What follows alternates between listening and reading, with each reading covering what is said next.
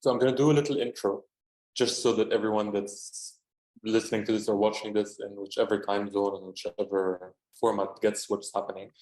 So thanks so much for joining, Sandra.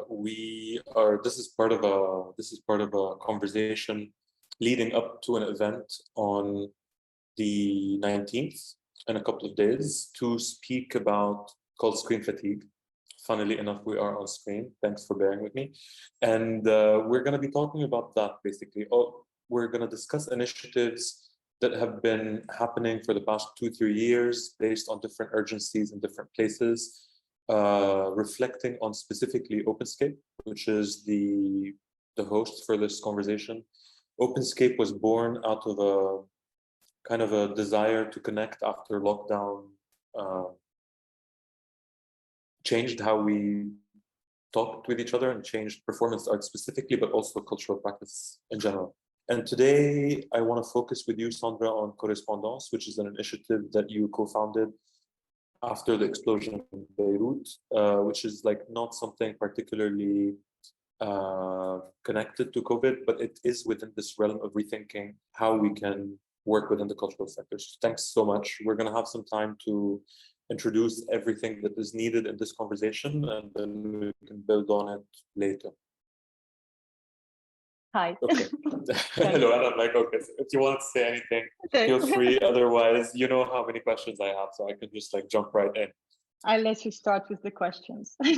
Fantastic. So in our conversation earlier, I had mentioned that I'm very curious about how or what institutional formats were kind of the parents of Correspondaences, because you've been engaged in many institutions for a very long time. You have had experience with both on a managerial, artistic curation. What brought forth the format that is Correspondaences today? Okay, so to start with, I think Correspondaences is exactly the opposite of everything maybe I've been working on my other projects or initiatives, because I mean, they always came out of a necessity, let's say a kind of necessity, but not an urgency as it was in the case of Correspondaences. So just exactly to put back in the situation, so we started with friends, artists, and other culture practitioners. We were all living in Paris, and we started this conversation after the blast. After August 2020, so after the COVID, after Lebanon, after the economic collapse, the revolution and COVID, so Lebanon was already in a situation of crisis for a long time. And I think maybe, I mean, the explosion was a little bit, I don't know. Anyway, you know, so we ended up that as a group of, as I was telling you, friends, artists, and cultural practitioners in Paris, because we are all based in Paris, even though we work in Beirut most of the time, and or anyway between Paris and Beirut. So there was Joanna Hajitouma and Khalid Jrej, Tarek Hatwi, and Sandra Terjman, who's the wife of Tarek, who is not Lebanese, but involved, because married to Tarek, but also involved in different initiatives such as council, field, so projects also with the same idea of networking, working together, etc. So basically, it really started out of what can we do? You know, it was not even the idea of, it was what can we do now?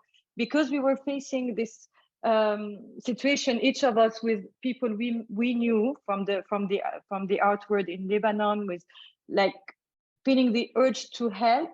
Sometimes it was our friends who were calling, just asking some questions. Sometimes there were institutions, like in France, contacting us saying, oh, you know, we want to help, we want to do a residency. Who would you suggest? You know, who would you recommend, artists, etc. So we wanted to find a way not to stay in our own circle, but also expand it and be able to see that clearly there was a need, but we didn't know what and how. So this is why I was saying, I mean, this is a little bit the opposite. I'm giving you the example of Beirut Art Center, with this initiative that when we started, it was very clear from the beginning that, okay, we wanted a space, a non-for-profit space dedicated to, and there was nearly already the idea, the program, etc. Whereas for Correspondence, it was just something very instinctive, let's say, like, we want to help, how can we do? And this is exactly how Correspondence has been evolving. So we really started as simple as building a website, saying like, you know, we would like to help. And people were writing to us with different requests.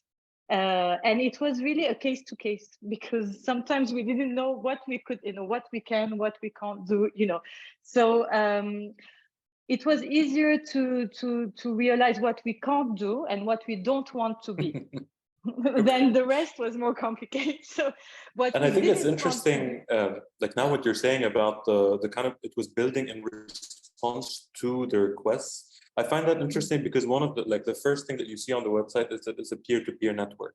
And I want you to speak a little bit about that. I think it's very special in how it forms it. So it's exactly, yes. When I was saying what we don't want to be was, we don't want to be an institution. We don't want to create this kind of hierarchical, sorry, my English is not always very good, but things where we are here doing open calls, receiving and selecting. We didn't want to do any selection, and we were really taking every request, but then there are things we could do, things we couldn't do. But there was not, and again, we were putting ourselves as peer-to-peer. I mean, we are artists for some, cultural practitioners for others, wanting to help and discuss in a very horizontal conversation. So we're not in this situation where, oh, submit a proposal and you'll be selected, you know. So that was one of the first things that was very clear.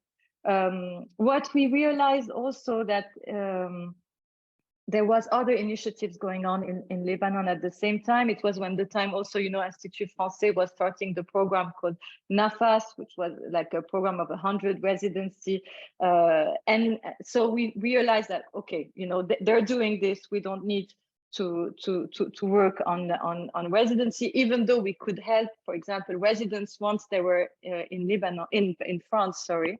But so the link between France and Lebanon was a little bit just because we were there at the beginning, and that we got funding from the French government to stay to the French ministry, sorry, to start with the project.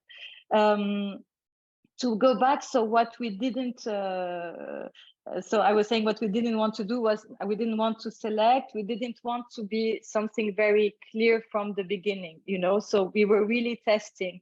And even before launching the call, we started with people we knew, or friends, asking them what they wanted. And what we noticed is that a lot of them just wanted to talk, to meet, to exchange, to talk about their work. They were not necessarily, of course, some wanted to leave Lebanon, some wanted, but that's also one of the things we didn't want to do, was that we didn't want to push people to leave Lebanon. You know, we could help, but not, it was not the focus, you know, of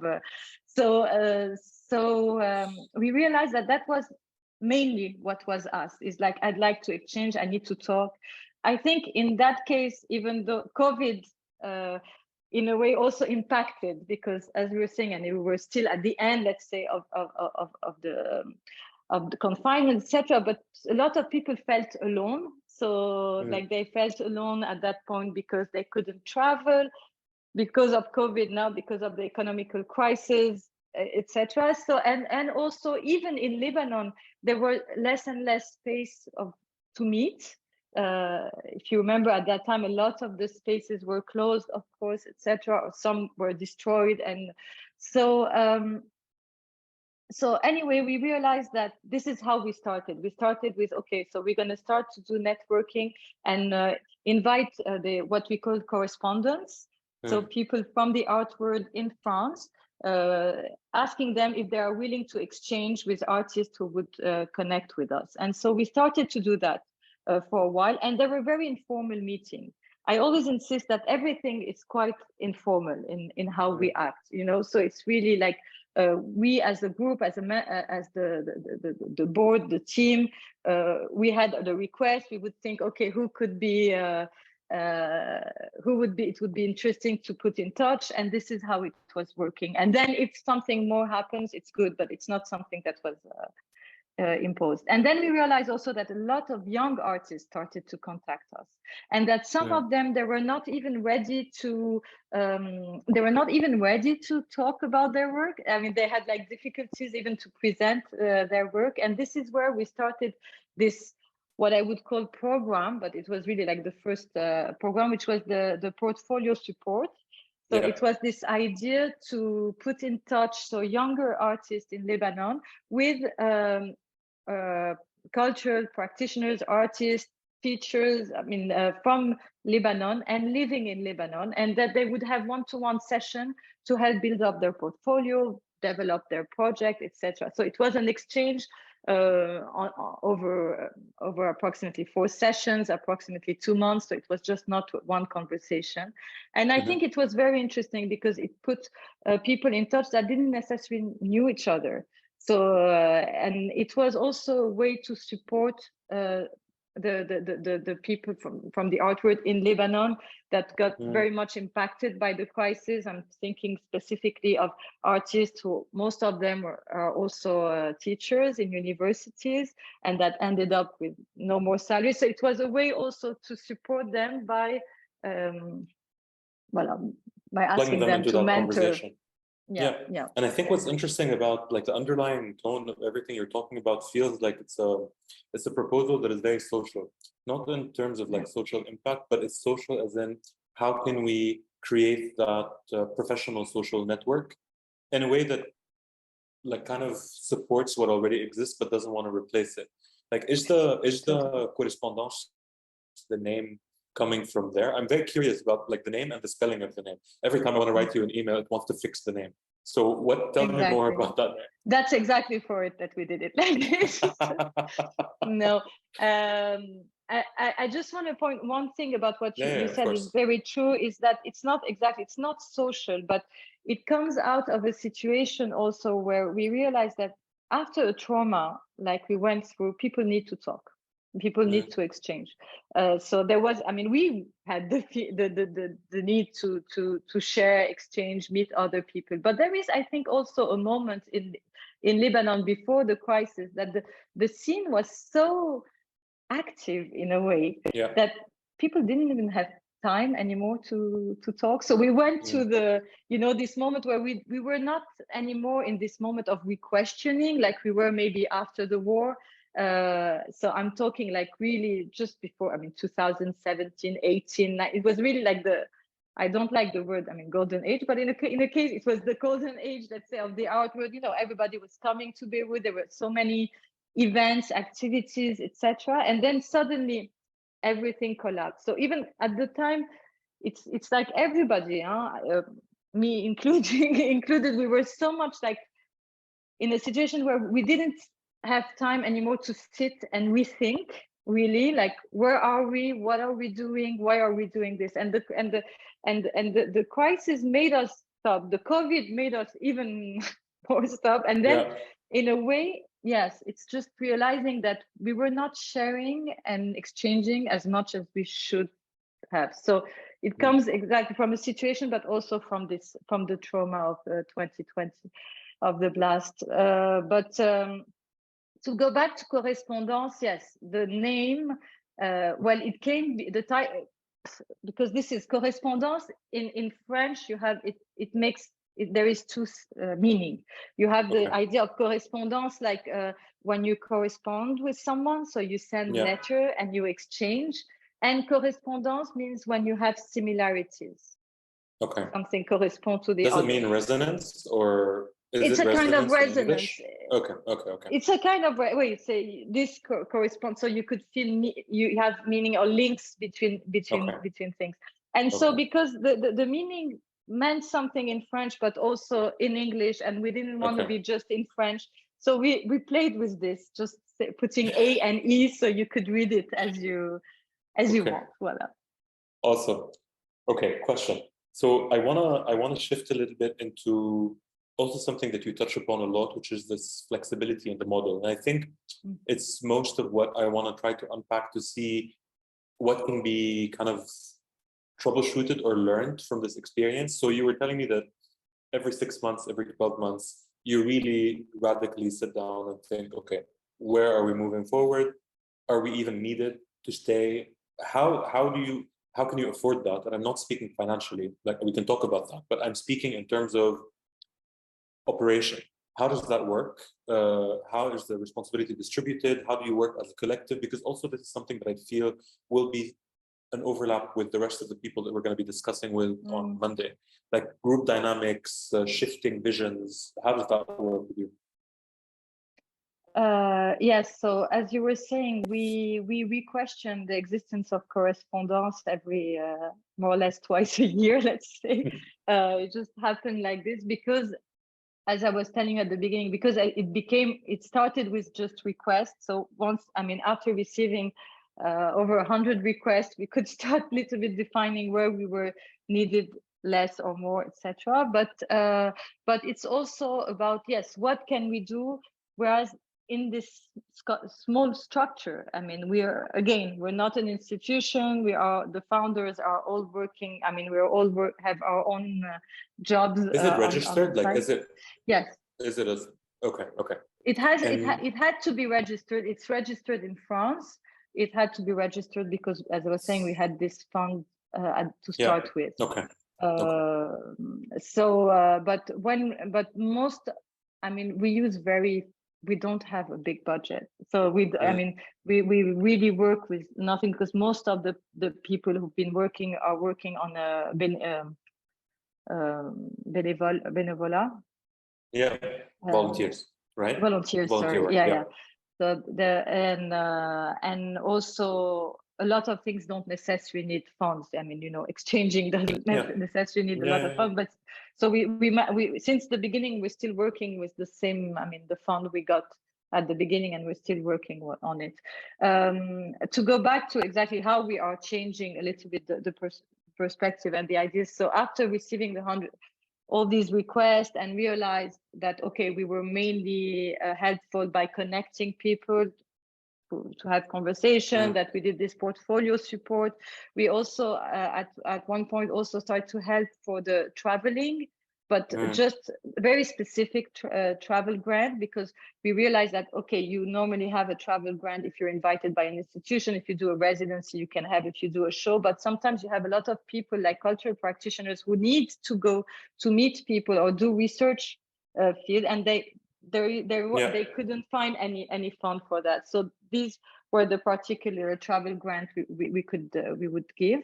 And then last year in July, we decided to do just a gathering, a physical gathering, because we were, we are in France, so all the people we meet, we talk to most of the time they were over online. So for us, and once we were in Beirut, and we were all in Beirut at that time, and we thought, okay, it's a good moment to do a gathering and invite all the people we talked during this last year, and we and listen also to what they're feeling, how it's going, etc. And after this gathering was again very informal, it was really a drink, but we realized that people were so happy just to meet, without being in a specific context, but also just to meet, share, etc., discuss. We started to feel the necessity of having to move a little bit more physically in Beirut.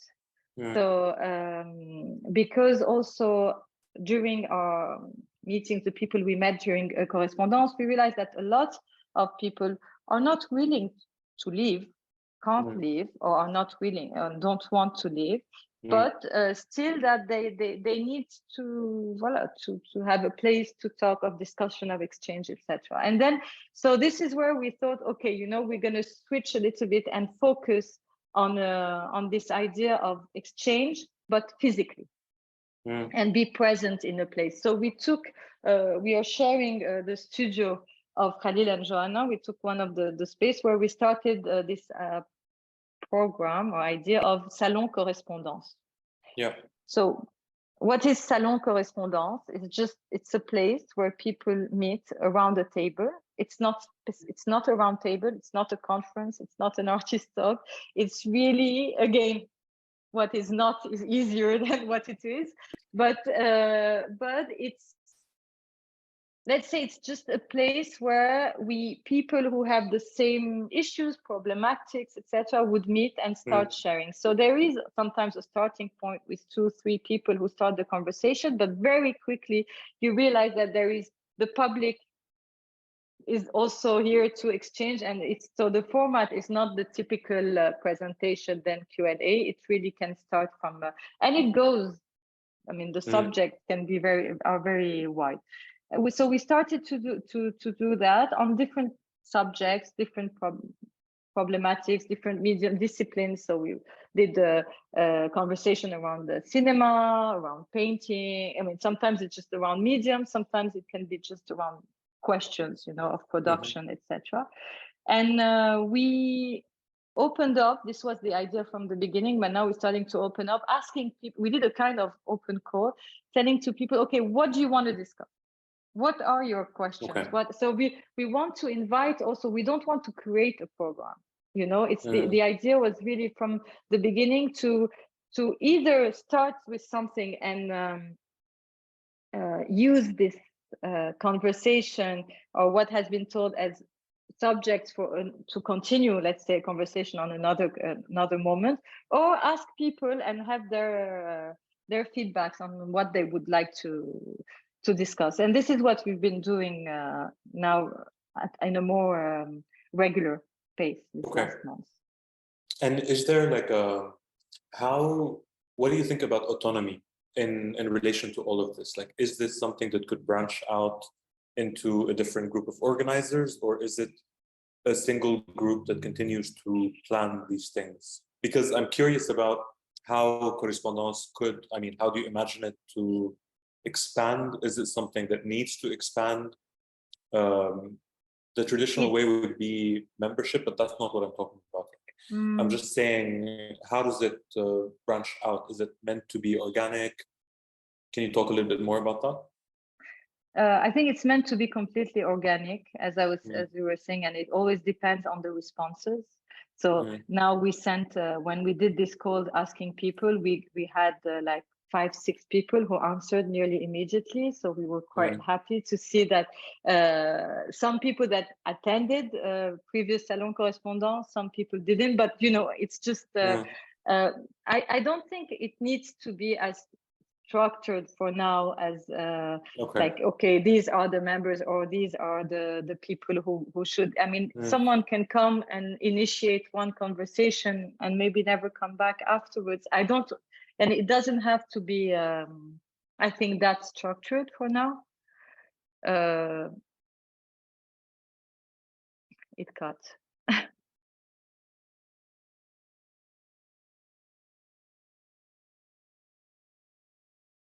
I don't know if you're hearing me.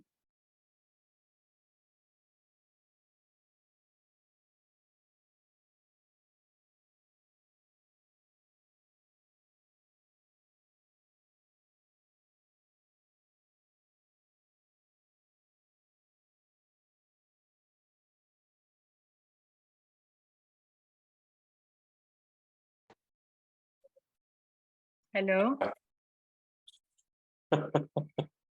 You back? Okay, but we did a good chunk of it. So yeah.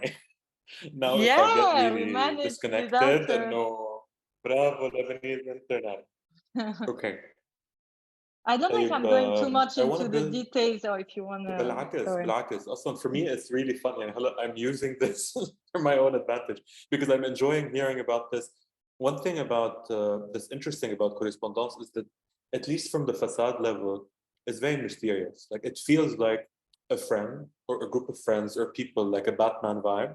And then you can get sneak peeks of things that are happening either by attending or by speaking to someone. Like, I mean, meeting you was facilitated by a common friend of ours. Like, I asked, please, can you connect me because I want to have a conversation? And it was very quick and nice. And I felt like there's something fresh about this that we can extract from to learn about other institutions. Like, because specifically you, like, I'm very curious about asking off-topic questions. Like, what would you consider after this experience while working on something like Beirut Art Center?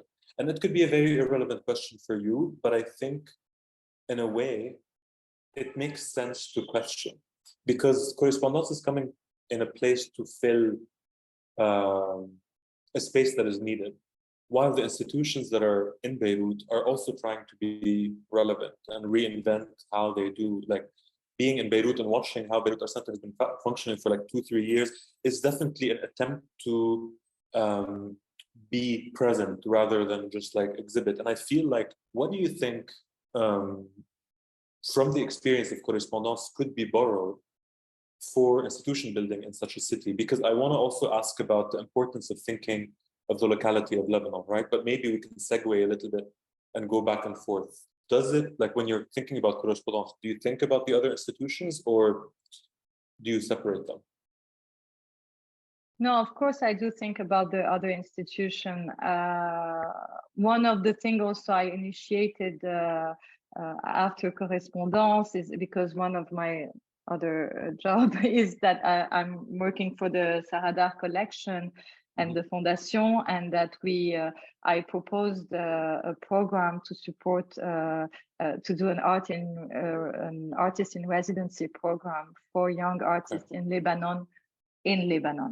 So the idea was to be able to give the opportunity to young artists who are still at an emerging, let's say they're postgraduate, but they're not yet established, but they need a certain an accompaniment, but they need also time, and they need, so we are doing this residency of 11 months where we are giving to the artist a working studio, a stipend, and really an accompaniment where I'm the person who follow up with them without any, it's not a program, they don't have mentors, it's not something with, so it's very free. It's just, as I was saying, like giving them time, because this is what I think, time is a luxury now in Lebanon, and but it's very important for the creativity of the artist. And again, the idea is not to have artists leaving the country, or they don't necessarily need residency abroad for a long period. Most of them, they need to be in Lebanon to work because this is where they. So just to answer your question, so because this project came because of what I was hearing in correspondence, so I was able to propose this because I realized in correspondence that was voilà. Now, in terms of other institutions, of course, as we're saying, we're not trying to replace, we're not trying to, we maybe are trying to fill a gap. Maybe it's a temporary gap, but I think we are also at a moment where everybody is fighting and have like for survival, let's say, and that it's very complicated. But also all these institutions like Beirut Art Center, again, there are institutions. I mean, they, even if they are linked, etc., they have another position as correspondents, who's not even, it's something so informal that the freedom of speech, I'm not saying that in the other places people can't talk, but let's say that you are maybe more ashamed, not, you know what I mean, especially for young artists, maybe you feel less comfortable, and you are directly in this situation of speakers, public, whereas here it's really much more informal. So and because there is no selection, and because so I think there is voila, just the possibility to do also more mistakes. Sorry, if I can allow. I mean, what I mean? It's doing more mistakes in a way, in what you're saying, how you're saying, or what you're showing. Because I think that one of the things that we were also discussing with OpenScape is that in different parts of the world, like COVID wasn't the biggest trauma that was happening at that time. There were like multiple layers and layers, and it's interesting to bring it up in context. This is why I'm asking about the other institutions, not just to like copy and mimic, but I think that in Lebanon, and I can speak with extreme confidence, that it has been post something for a very, very long time. So it's, when we speak about that, it's about this economy and the sector, actually, if we're gonna speak about the cultural sector, that has been trying to adapt very much to its stakeholders. And it's really interesting to see how this can continue. very organically with the institutions and with the informalities. I mean, even our institutions are quite informal, even if they look like they're very rigid. And there's also leeway there. I think it's a good kind of bridge into my question about Lebanon, because your focus is very clearly Lebanon, Lebanese artists, and trying to support that, right? And my question, knowing that artists today need to be everywhere so that you can like build traction and build your practice. What do you think is the importance of now focusing on this locality of Lebanon, and how do you imagine artistic circulations that happen after you afford opportunities inside, especially after you told me about the residencies, for example? The residency is something different. Yeah, I know. But I'm speaking about this is a general question, not correspondent, because like what example, Lebanese artists, when they leave Lebanon to do work abroad, one of the pitfalls is to be looked at as Lebanese artists, right?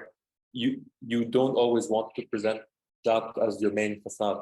And I'm curious about these strategies that are being designed now, for example, by you thinking about how you can support a local scene to grow and the future for that. Because the rest of the initiatives that we have are all multinational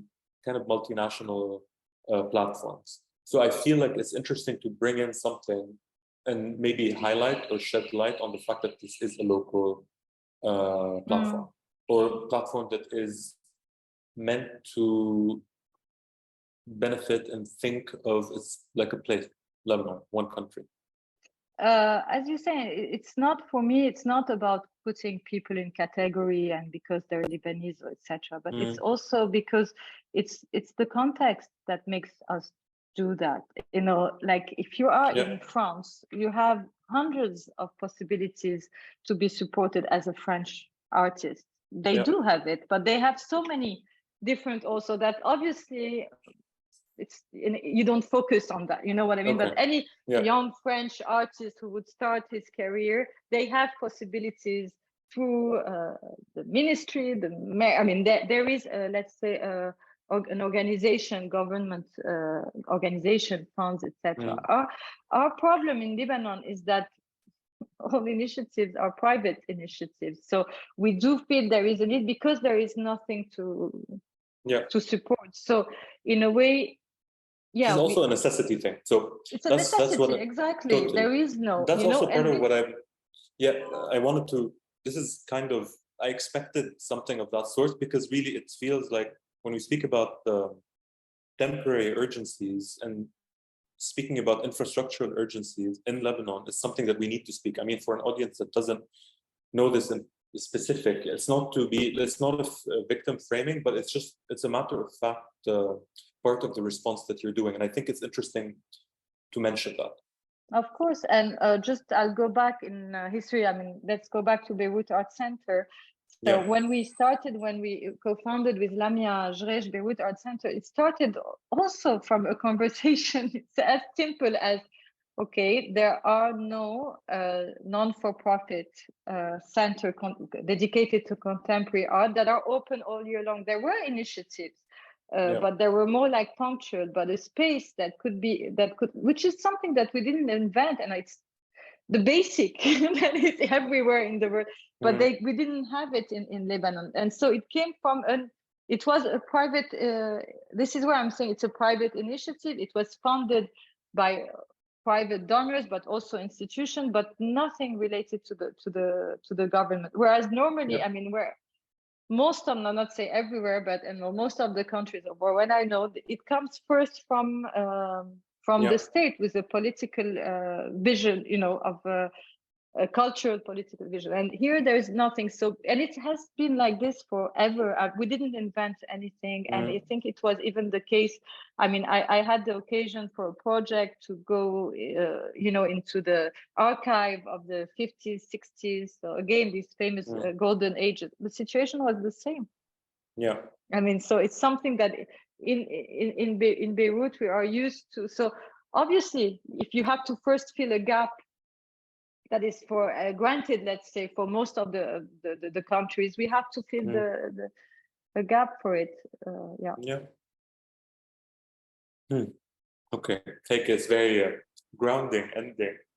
But I think I would like to maybe just conclude with something that has to do with the future a little bit, because now what you mentioned is very interesting to think about how cultural institutions in Lebanon need to happen to build this sector. Even though they're all private, they're all initiatives, some of them start from urgencies, some not. One question is, what is something that you wanted to do with Correspondence that you felt that you couldn't? Is there something like that that you had to cancel? And two, what is the dream Correspondence expansion? I don't, something that we couldn't do, not that I honestly know, not that I think of now, because again, it's not, it always comes back from a culture, okay, this is what we have done, what can we continue and how is it logical to continue?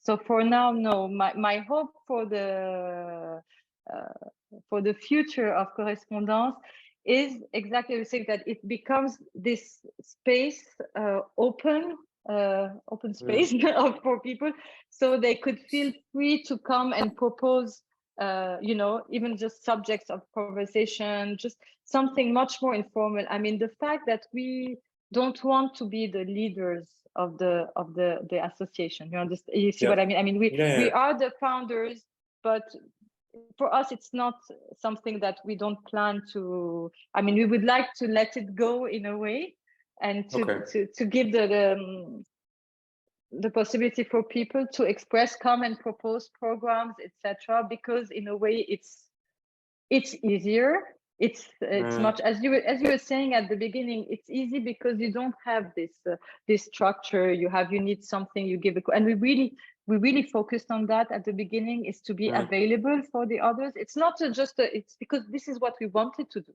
and to be. And we had this moment where we felt like we need, because maybe we were not physically there and we had the chance to have a daily life that was easier, let's say. So we wanted to be there, in a way, and be there for the others. So I think Correspondence, I mean, should continue, but as flexible as it is today. And so I hope it will continue by having more and more people involved, proposing ideas, etc. But and we'll see. We'll see in 6 months. No, 6 months. It's June actually. You're due to a shift. We have a shift. Yeah, in July we have a plan. We have a. Hey, stay tuned. Exactly. Fantastic. And just by the way, just to tell you exactly, I mean, we already changed the text of Correspondence on the website, and we're probably going to change it again, because this is, I mean, always keeping the history, but because it is always changing. And believe me, it's even sometimes difficult for us to explain what it is. So I hope it's been clear. Yeah, it's fun. No. I think I think what's going to be exciting, at least for me, for the Monday conversation, is how the initiatives that are very different fit into each other's questions and answers. I mean, because there's a lot of initiatives that changed from being an individual to more than one person. A lot of individuals online became hybrid. And hopefully also the OpenScape partners will be part of that conversation. So sharing from a very different background perspective would be useful to workshop all of these. So it's just very fun that it's flexible. Thank you. So Hala, I need to conclude the recording. I'm going to press stop and we're going to continue the conversation. Thank you.